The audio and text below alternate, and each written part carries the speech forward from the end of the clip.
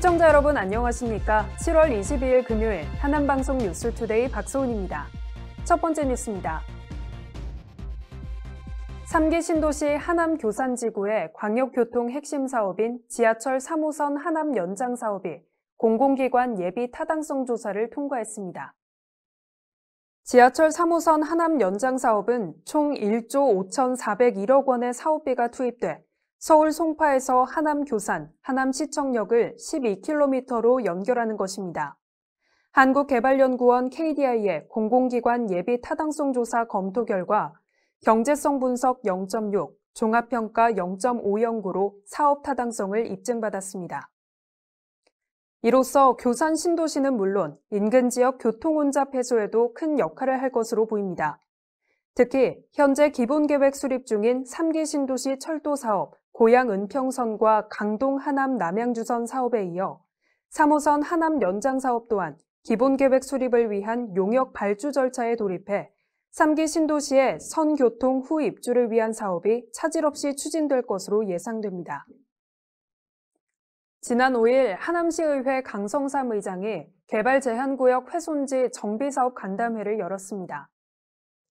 개발제한구역 훼손지 정비사업은 불법 축사 등 동식물 시설로 훼손된 토지의 일부를 공원과 녹지로 조성해 공공기부하면 물류창고 설치를 허용하는 제도입니다. 박진희 부의장과 박선미 의회 운영위원장, 금광현 도시건설위원장, 오승철 위원이 참석해 주민과 토지주들의 애로사항과 건의사항을 듣고 관련 전문가들과 정보를 공유하고 논의하는 시간이 이어졌습니다. 토지주와 관계자들은 이날 간담회에서 국토부와 경기도, 하남시 등 행정기관 간의 법 해석에 대한 의견 충돌로 사업 추진이 1년 넘게 지연되는 것에 대해 우려를 표하며 시민들의 재산권이 침해받지 않는 적극적인 행정이 필요하다고 주장했습니다. 이에 강성삼 의장은 훼손지 정비 사업의 조속한 실행과 하남시의 적극적인 역할 수행을 촉구했습니다. 하남시가 지난 18일부터 코로나19 4차 예방접종 대상자를 50세 이상 시민과 만 18세 이상 기저질환자 등 고위험군으로 확대했습니다. 4차 예방접종 확대 실시는 코로나19 재유행 우려에 따른 것으로 시는 성인 기저질환자 및 집단 발생 위험이 큰 감염 취약시설 입소자 등을 선제적으로 보호한다는 방침입니다. 4차 백신 접종은 3차 접종 후 4개월이 경과한 시점부터 가능합니다. 단, 출국 및 입원, 치료 등 개인 사유가 있을 땐 3차 접종 후 3개월 이후에도 접종할 수 있으며 확진됐다면 감염 후 3개월 이후에 가능합니다. 4차 접종 대상자는 카카오톡과 네이버를 통해 자녀 백신을 예약하거나 위탁 의료기관에 확인해 당일 접종을 받을 수 있습니다. 사전 예약은 콜센터나 사전 예약 누리집을 통해 가능하고 다음 달 1일부터 예약 접종을 시작합니다. 예약이 어려운 고령층 등은 동행정복지센터에 방문해 현장 예약도 가능합니다. 하남시는 올해 부서별 예산 불용액 평가제를 확대 실시해 세출 예산 구조 조정을 강화하기로 했습니다. 시는 올해 재정 운영 전반에 걸쳐 결산 때까지 목표를 달성하지 못한 부서에 대해 지난해보다 강력한 페널티를 부여해 불용액과 이월액을 최소화해 나갈 계획입니다. 2021년에 시행한 부서별 불용액 평가제 결과 불용액 비율이 20% 이상인 사업 145건, 2천만 원 이상 불용된 사업 20건 등 총 267건의 사업이 페널티 대상 사업으로 분류됐습니다. 이에 따라 총 45개 부서의 시책 업무 추진비 10% 이내를 삭감했는데 올해는 이와 더불어 기본경비 중 사무관리비 5%를 추가 삭감하는 페널티를 확대 적용하기로 했습니다.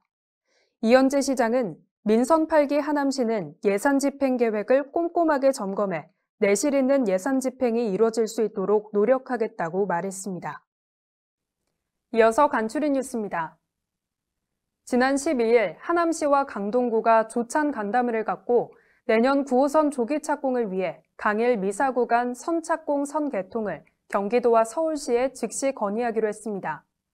이외에 강일 환승센터 조기 착공, 강동구 광역 쓰레기 소각장 적극 반대, 하남 황산사거리 정체 해소 방안 등을 협의하며 빠른 현안 해결을 위해 협력하기로 했다고 밝혔습니다.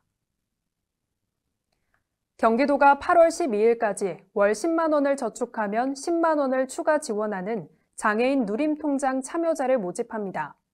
매달 10만 원 범위에서 저축액만큼 도와 시, 군이 추가 지원하는 것으로 2년 만기 시 원금과 이자를 합쳐 약 500만 원이 마련됩니다.